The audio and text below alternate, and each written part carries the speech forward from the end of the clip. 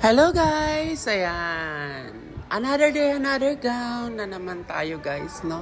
For today's video guys, yes. This is the part 2. Yes, part 2 po ito guys ng ating reels kahapon.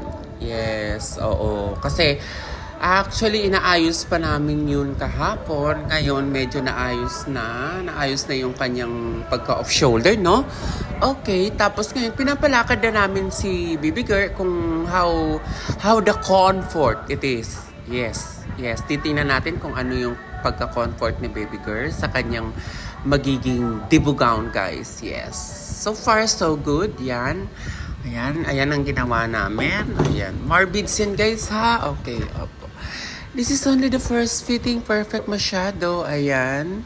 Yes, of course, very petite lang yung ating client for today's video. Petite lang siya, no? Oo. Very petite. Napaka-small lang ang ating baby girl, no? Yes, napaka-small lang. Thank you for watching, guys. Kung gusto niyo magpagawa, guys, ha? Kasi madaming nagsasabing magpapagawa tapos say thank you na lang. So, hindi ko lahat talaga mame-message. Sensya na, guys. Love you.